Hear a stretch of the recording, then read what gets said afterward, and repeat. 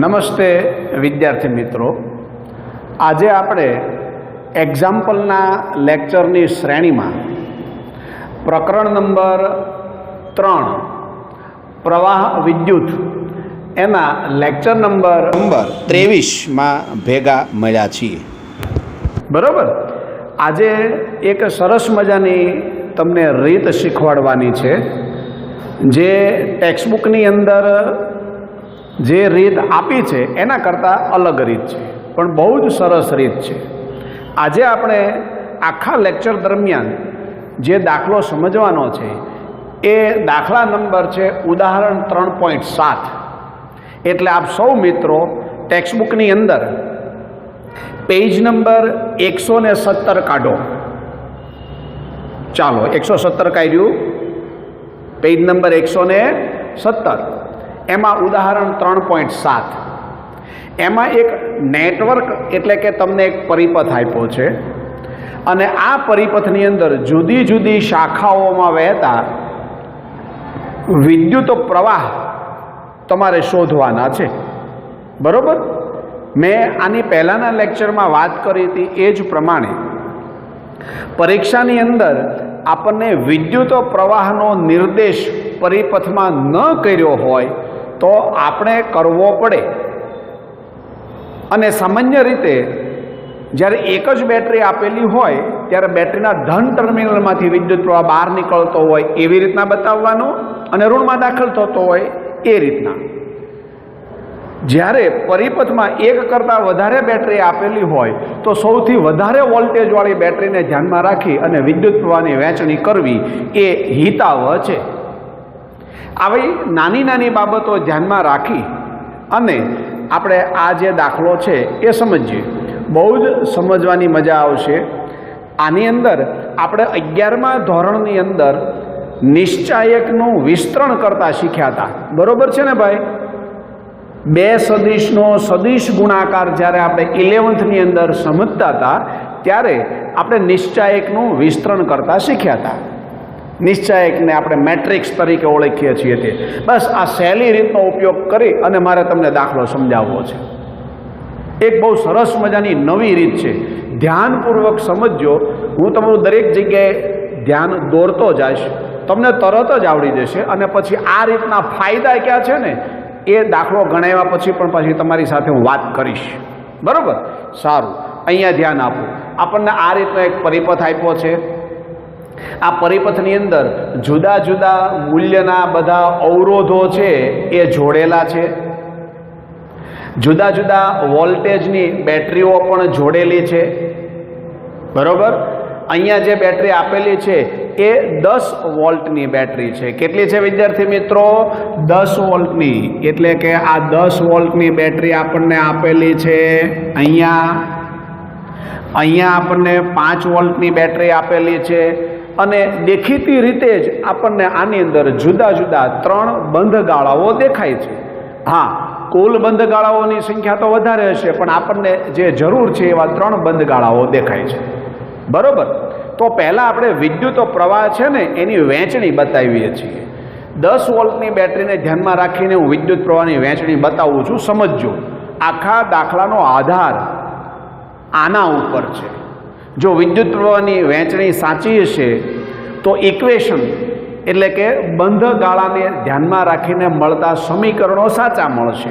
અને સમીકરણો સાચા મળશે તો પછી એનો ઉકેલ એટલે કે જુદી જુદી ભૌતિક રાશિઓ સાચી મળે. કોઈ એક જગ્યાએ ઉતાવળમાં જો ભૂલ કરશો તો છેલ્લે દાખલાના સાચા જવાબ સુધી તમે નહીં પહોંચો. એટલે કાળજીપૂર્વક છે આ સમજો. આ 10 વોલ્ટની બેટરીમાંથી બહાર નીકળતો વિદ્યુત પ્રવાહ આપણે I1 ધારી લીધો. I1 જેટલો વિદ્યુત પ્રવાહ છે એ વહેતો વહેતો વહેતો વહેતો અહીંયા એ પાસે પહોંચે એટલે એને જવા માટેના જુદા જુદા 2 માર્ગ છે. બરોબર? I1 માંથી I2 જેટલો વિદ્યુત પ્રવાહ છે એ A થી શરૂ કરી અને B માર્ગે આગળ વધે છે. એટલે કે આ શાખામાં I2 જેટલો વિદ્યુત પ્રવાહ વધે છે, પસાર થાય છે. તો હવે બાકીનો જે વધ્યો તે એટલે કયો લેવાનો? તો કે I1 - I2. કારણ કે I1માંથી I2 જેટલો આ બાજુ વયો ગયો તો હવે વધ્યો તે I1 માઇનસ I2 કહેવાય, એ આ બાજુ આવે છે. ટૂંકમાં I1 જુદી જુદી બે શાખામાં વહેંચાઈ ગયો. આ બાજુ I2 જેટલો પ્રવાહ અને આ બાજુ I1 માઇનસ I2 જેટલો પ્રવાહ છે ને એ વહેતો આવ્યો. બરોબર. હવે બીજી વાત, આ I2 જેટલો વિદ્યુત પ્રવાહ બી બિંદુ આગળ પહોંચે છે. અહીંયા ત્યાં એક સાથે જુદા જુદી બેટરીમાંથી આવતા બે પ્રવાહ પહોંચે છે. જુઓ, પરિપથની અંદર બહુ સરસ મજાની વાત આપણી સામે મૂકી છે. બીજી બેટરી અહીંયા મૂકી છે, એના ધન ટર્મિનલમાંથી બહાર નીકળતો વિદ્યુત પ્રવાહ આપણે I3 ધાર્યો. I3 જેટલો વિદ્યુત પ્રવાહ અહીંયા ગયો, I2 જેટલો વિદ્યુત પ્રવાહ અહીંથી આવ્યો. આ બંને વિદ્યુત પ્રવાહ છે એ ભેગા મળ્યા અને પછી નીચે આવે છે. તો નીચે આમાંથી જે વિદ્યુત પ્રવાહ વહેતો હશે એ I2 અને I3 એ બંનેના સરવાળા, એટલે કે I2 વત્તા I3 જેટલો વિદ્યુત પ્રવાહ છે ને એ B થી C પાસે વહેતો હશે. C બિંદુ પાસે આવો એટલે I2 વત્તા I3 છે એ પાછા બે ભાગમાં વહેંચાઈ જાય. જો અહીંયા બે સરખા ભાગોમાં વહેંચાઈ જાય એવું એક પણ વાર હું બોલ્યો નથી, કારણ કે એ તો ક્યારે વહેંચાય એની ચર્ચા બધી સમજૂતી બહુ સરસ રીતે આપણે લઈ લીધી છે. બરોબર.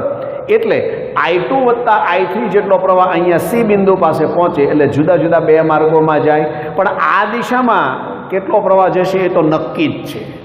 શા માટે નક્કી છે? બરોબર.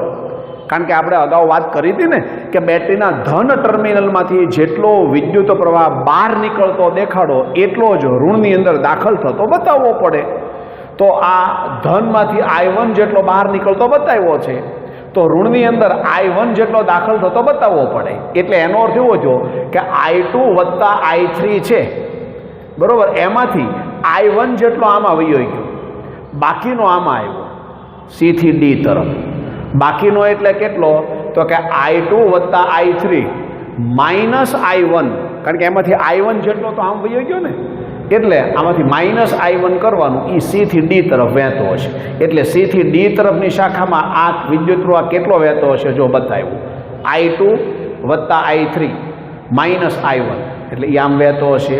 D બિંદુ પાસે આવો એટલે પાછું વિચારો, C બિંદુ એથી આ બાજુ જે વિદ્યુત પ્રવાહ આવ્યો તે I2 વત્તા I3 ઓછા I1 જેટલો, અને આ બાજુથી જે પ્રવાહ આવે છે એ I1 માઇનસ I2. આ બંને પ્રવાહ છે એ અહીંયા ભેગા થાય અને ભેગા થઈને પછી આ બાજુ જાય.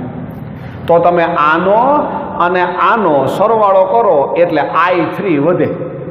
અને અમસ્તુય તે આપણે વાત કરી તેમ બેટરીના ધનમાંથી તમે I3 જેટલો બહાર કાઢ્યો છે, એટલે ઋણની અંદર I3 જેટલો દાખલ થાય તો જ આપણી આ વિદ્યુત પ્રવાહની વહેંચણી છે ને એ યોગ્ય કહેવાય.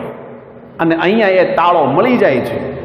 આ બાજુથી I1 માઇનસ I2, આ બાજુથી I2 વત્તા I3 માઇનસ I1, આ I1 માઇનસ I2 અને I2 વત્તા I3 માઇનસ I1, આ બેનો સરવાળો કરો એટલે બંને ભેગા થઈને આમ જાય તો I3 મળી જાય.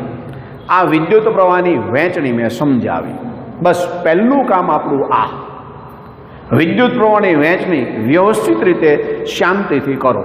તમને બધાઈને આ વિદ્યુત પ્રવાહની વહેંચણી સમજાઈ ગઈ ભાઈ? બધાઈને, દરેકને ક્લિયર થયું? કોઈ પણ જાતની શંકા નહીં ને? હા, તમને ભાઈ આ બેન્ચમાં બધાઈને ઓકે? કારણ કે જો સૌથી અગત્યનું આ છે, તમને બધાઈને ભાઈ રૂબરૂ આવવું ત્યાં કે નહીં? નહીં ને? સારું, ચાલો બધાને સમજાઈ ગયું?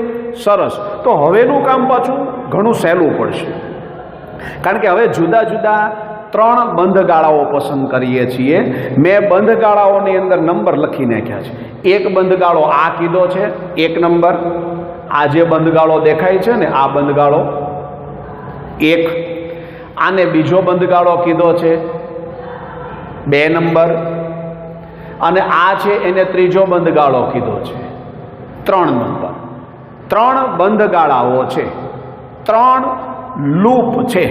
આ ત્રણેય લૂપની અંદર આપણે કિર્ચોફનો નિયમ લાગુ પાડવાનો છે, કિર્ચોફ્સ વોલ્ટેજ લો, KVL.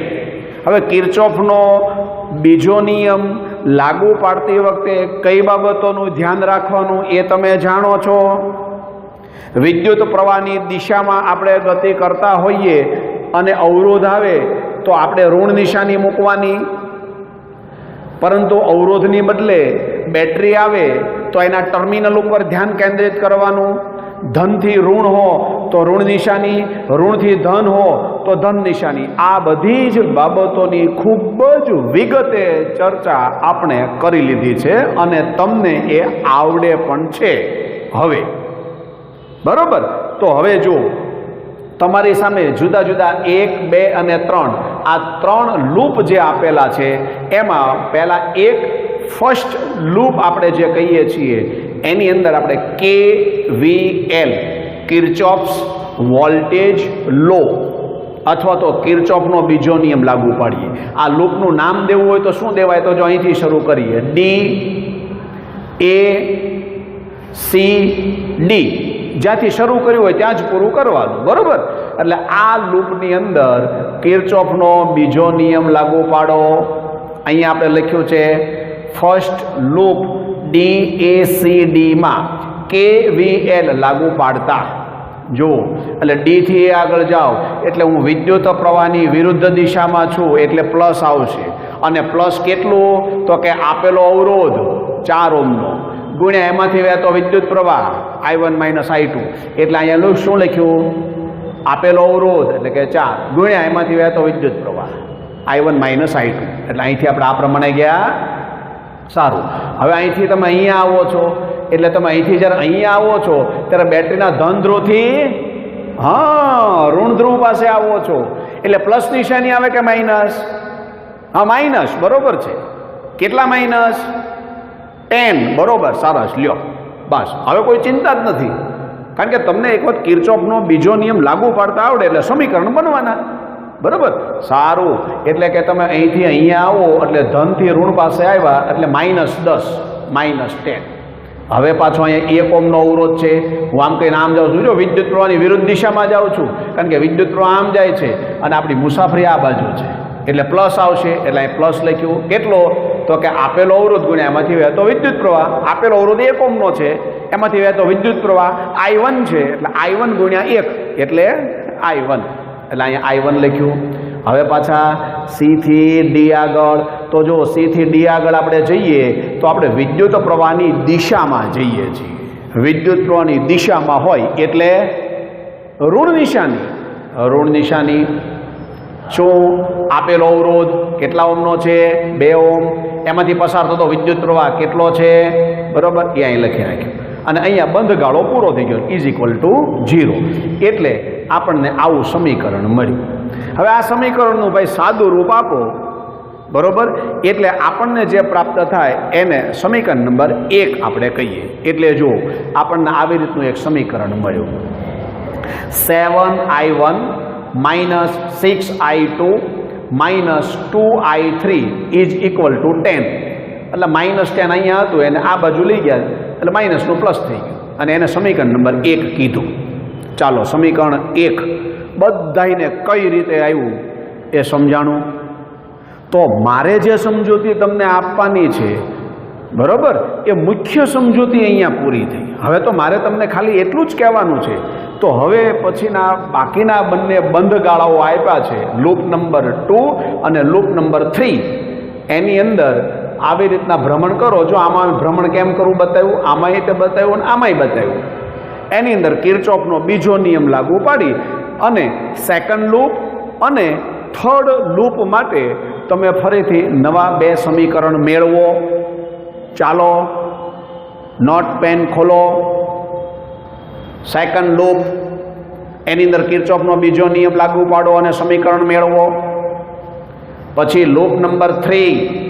બરોબર, આ લૂપ નંબર 3 છે એની અંદર રીતે કિર્ચોફનો બીજો નિયમ KVL લાગુ પાડો અને સમીકરણ મેળવો. બરોબર? ચાલો, હા, ચાલો, બીજા લૂપની અંદર સમીકરણ શું મળ્યું? હા, બરોબર, સરસ. ચાલો, જો એને સમીકરણ મળી ગયું. આપણે અહીંયા લખ્યું છે સેકન્ડ લૂપ CABC માં CABC માં કિર્ચોફનો બીજો નિયમ KVL લાગુ પાડતા સાદુરૂપ આપો એટલે સમીકરણ આવું મળે, I1 વત્તા 6I2 plus 2I3 is equal to 10. બરોબર, સારું. હવે ત્રીજા લૂપની અંદર બરોબર, સાચું. જો બે સમીકરણ સાચા મળ્યા. થર્ડ લૂપ ક્યુ આપણે બનાવ્યું છે DCBED. આ જે બંધ ગાળો આપ્યો છે એની અંદર કિર્ચોફનો બીજો નિયમ લાગુ પાડો તો આપણને જે સમીકરણ મળે છે એ સમીકરણ -2I1 plus 4I2 plus 4I3 is equal to 5. આને સમીકરણ નંબર 3 કીધા. સમીકરણ 1, સમીકરણ 2 અને સમીકરણ 3 આ આપણને ત્રણેય મળી ગયા.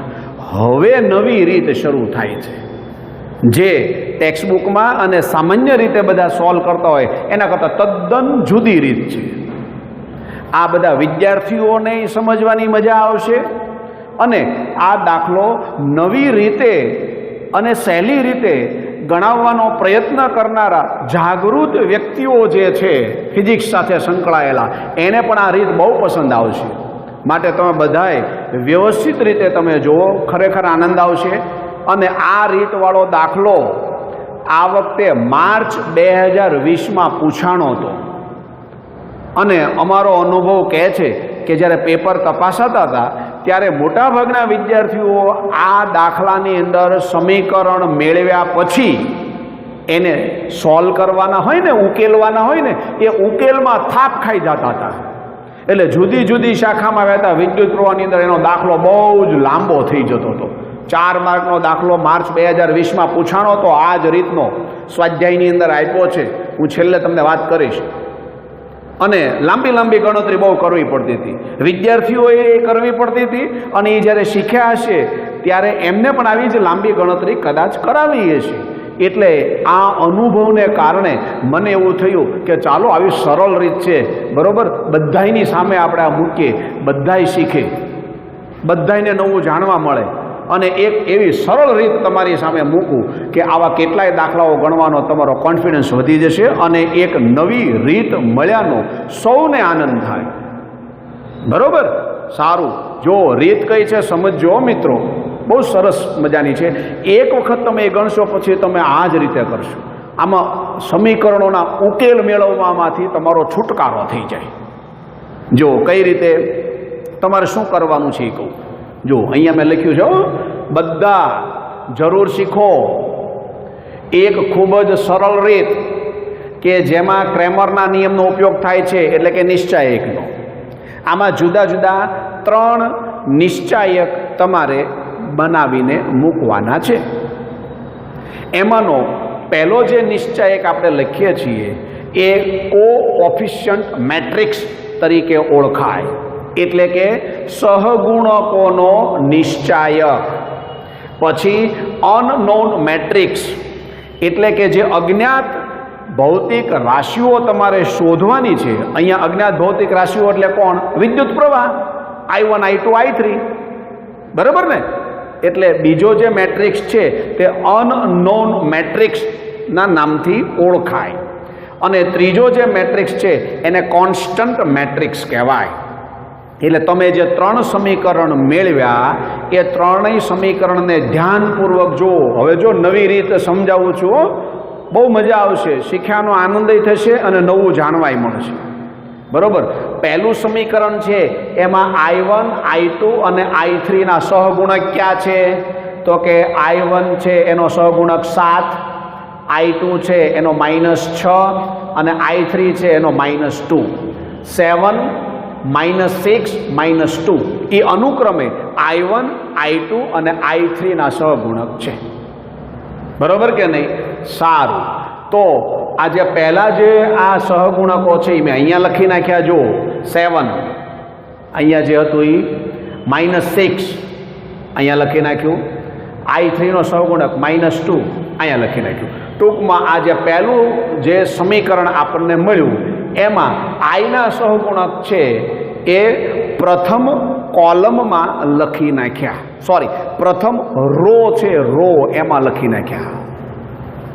હવે બીજા સમીકરણને ધ્યાનમાં રાખીને નિશ્ચાયકની બીજી રો તૈયાર કરો. ત્રીજા સમીકરણને ધ્યાનમાં રાખીને નિશ્ચાયકની ત્રીજી રો તૈયાર કરો. દાખલા તરીકે સમીકરણ નંબર 2 અહીંયા છે. I1 છે એનો સહગુણક કેટલો? અહીંયા 1 1 લખ્યું છે. હા. I2 નો સહગુણક કેટલો? 6 લખ્યું છે. હા. I3 નો સહગુણક કેટલો? 2 અહીંયા 2 લખ્યું છે. બરોબર. એવી રીતે I3 માટે ત્રીજા સમીકરણ માટે તમે જુઓ, I1 નો સહગુણક -2 અહીંયા -2 લખ્યું છે. I2 નો સહગુણક 4 લખ્યું છે. I3 નો સહગુણક 4 લખ્યું છે. ટૂંકમાં આવી રીતના એક ત્રિહાર નિશ્ચાયક આપણે તૈયાર કર્યું. સમીકરણ નંબર 1, 2 અને 3 I1, I2 અને I3 ના સહગુણકોને ધ્યાનમાં રાખી અને આ એક નિશ્ચાયક તૈયાર કર્યો. માટે આને કોઓફિશિયન્ટ મેટ્રિક્સ કહેવાય. સહગુણકોથી બનેલો એક નિશ્ચાયક. હવે એ કોની સાથે સંકળાયેલા હતા? I1, I2, I3 સાથે. માટે અહીંયા આપણે અનનોન મેટ્રિક્સ એટલે કે અજ્ઞાત ભૌતિક રાશિઓ, બરોબર, કે જેના સહગુણકો આપણે અહીં લખ્યા છે એ ભૌતિક રાશિઓ લખવાની. I1, I2, I3.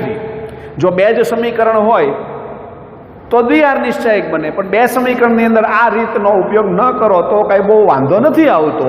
એ સરળ પડે 2 સમીકરણ ઉકેલવા. તો 3 સમીકરણ હોય ને ત્યારે આ જ રીતનો ઉપયોગ તમે બધાય કરજો.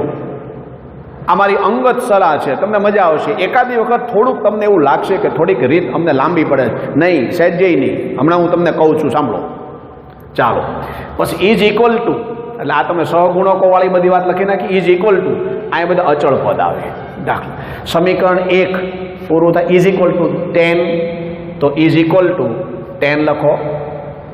સમીકરણ 2 ઇઝ ઇક્વલ ટુ 10 છે, તો અહીંયા ઇઝ ઇક્વલ ટુ 10 લખો. સમીકરણ 3 ઇઝ ઇક્વલ ટુ 5 છે, તો અહીંયા ઇક્વલ ટુ 5 લખો. એટલે લખી નાખ્યું.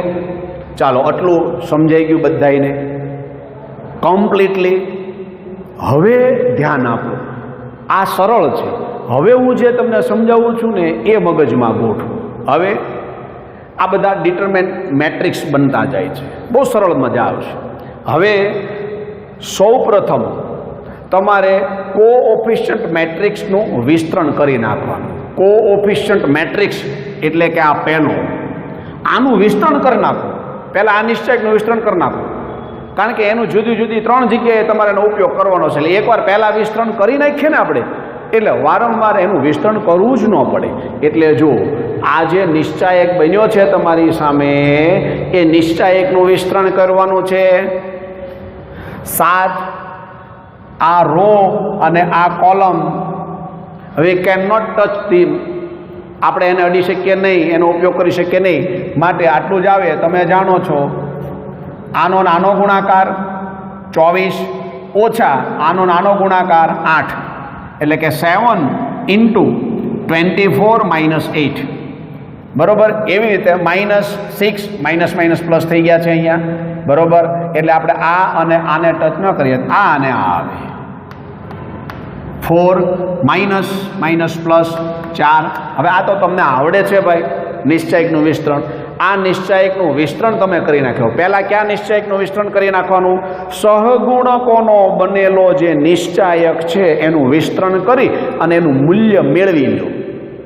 અહીંયા આપણે આ નિશ્ચાયક જે બન્યો છે એનું જો વિસ્તરણ કરીએ તો એનું મૂલ્ય આપણને 128 મળે છે. આ મૂલ્યને આપણે ડેલ્ટા વડે રજૂ કરીએ છીએ. શેના વડે? ડેલ્ટા વડે. કારણ કે આ ડેલ્ટા ડિટર્મિનેટ એટલે કે છેદની અંદર આવવાનો છે, બરોબર. એટલે એને ડેલ્ટા વડે આપણે રજૂ કરી દીધું અને એ આપણને મળ્યું 128. બસ આ ગણતરી તમારે એક જ વાર કરવાની. આખો દાખલો ગણો ને ત્યારે એક જ વાર એ નિશ્ચાયકનું વિસ્તરણ કરવાનું. હવે આપણે I1, I2 અને I3 શોધવાનું છે. તો પહેલાં હું તમને I1 છે ને એ કેમ શોધાય એ સમજાવું છું. આ ખાસ સમજો, ધ્યાન આપો. I1 શોધતા I1 બરોબર Δ1 અપોન ડેલ્ટા. હવે Δ1 કેમ મેળવવાનું એ ધ્યાન આપો બધાય. આ ડેલ્ટા છે ને એ 128 એ તો તમને અહીંયા મળી જ ગયું છે.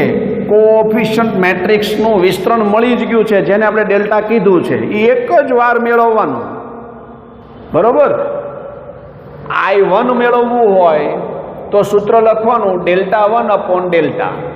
I2 મેળવવું હોય તો સૂત્ર લખવાનું Δ2 અપોન ડેલ્ટા.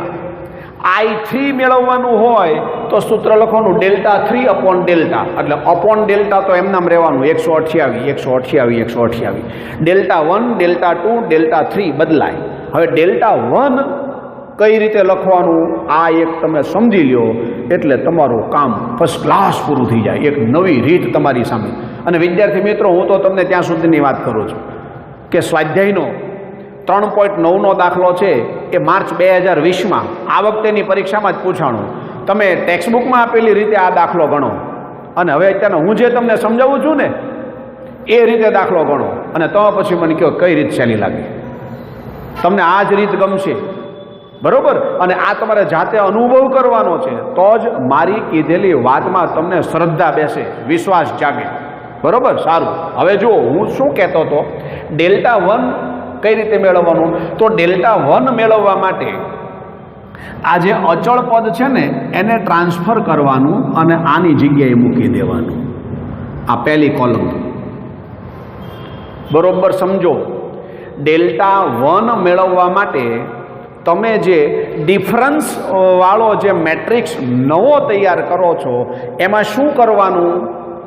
તો કે કોન્સ્ટન્ટ મેટ્રિક્સ જે છે આ કોન્સ્ટન્ટ પદવાળો એ અહીંયા એનું સ્થાન લઈ લે. એટલે આ અહીંયાથી રિમૂવ કરવાનું અને આ છે એને તમારે અહીંયા ઇમ્પ્લાન્ટ કરવાનું, મૂકવાનું. સમજાણું?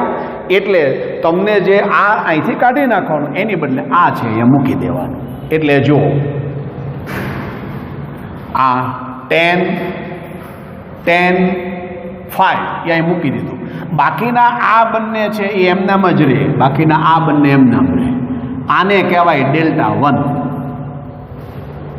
હવે જ્યારે Δ1ની બદલે માનો કે I2 શોધવું હોય તો સૂત્રમાં એ Δ2 આવશે.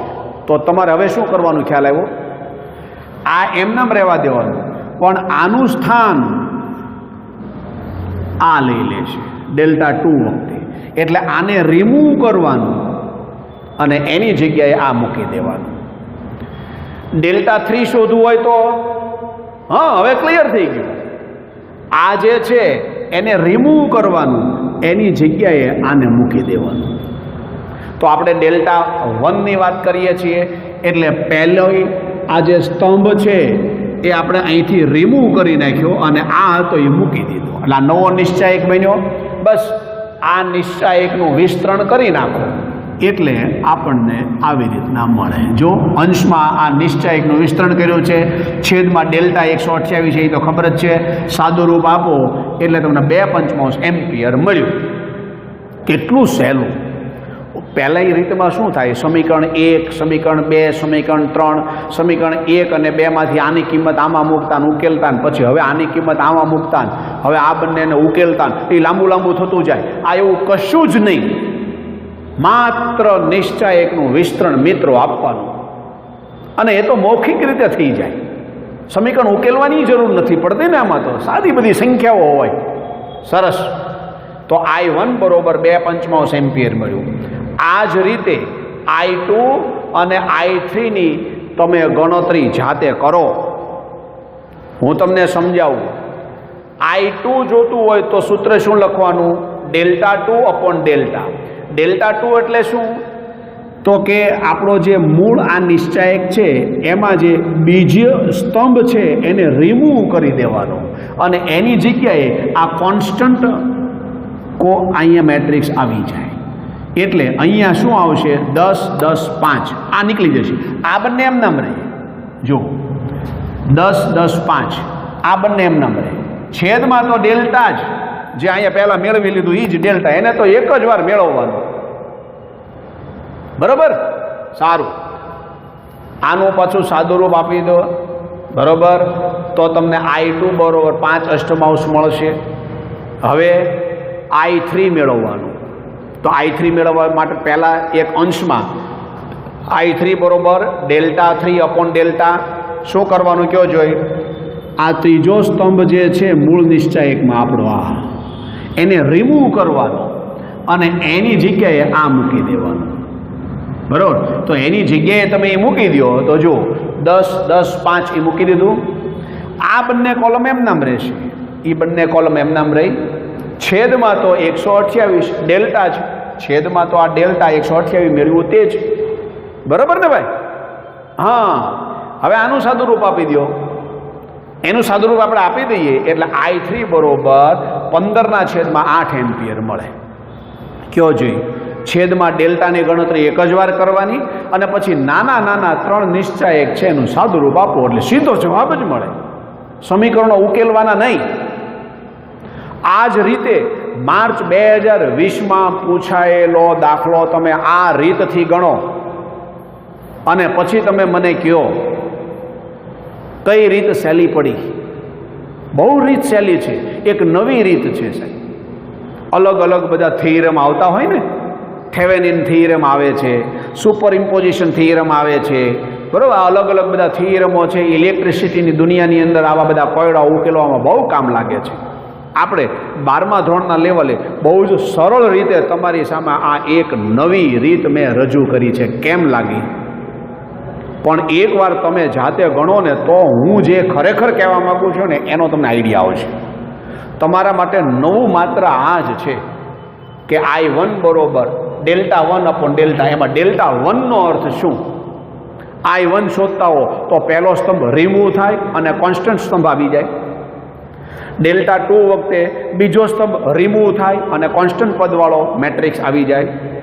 ડેલ્ટા 3 વખતે ત્રીજો સ્તંભ રિમૂવ થાય અને ત્યાં કોન્સ્ટન્ટ મેટ્રિક્સ આવી જાય. બસ વિસ્તરણ કરશો ને એટલે તમને ખ્યાલ આવશે કે વિસ્તરણના પદ તમે જાણતા જશો. એ સ્વ અનુભવની વાત છે, એ કરો પછી જ ખ્યાલ આવે. સરસ, મેં એક નવી રીત તમને સૌને શીખવી છે. આ રીત તમને કેમ લાગી એ તમે અનુભવો અને પછી આવી રીતના બીજા 2 દાખલા તમે ગણી શકશો. એક 3.8 ઉદાહરણનો દાખલો આ જ રીતે તમે ગણી શકશો અને સ્વાધ્યાયનો 3.9 પેજ નંબર 128 કાઢો.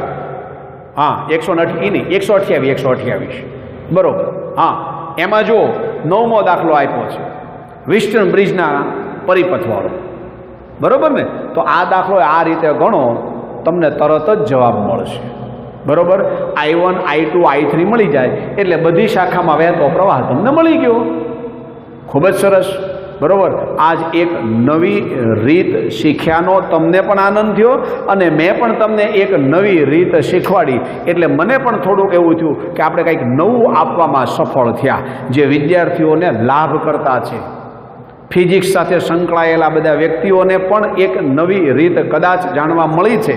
બરોબર, તો એ પણ આનાથી થોડાક ખુશ થયા હશે. આજે આપણે લેક્ચર નંબર 22 છે એ પૂરું કરીએ છીએ. આવી નવી અને સહેલી રીતો હું તમને આપતો જઈશ જે તમને ગુજકેટ, JEE અને નીટના સંદર્ભની અંદર ખૂબ કામ લાગશે. ગુજરાત બોર્ડની તૈયારી તો સાથે થતી જ જાય છે. બરોબર, અને ખૂબ જ વ્યવસ્થિત રીતે આપણું કામ આગળ વધી રહ્યું છે.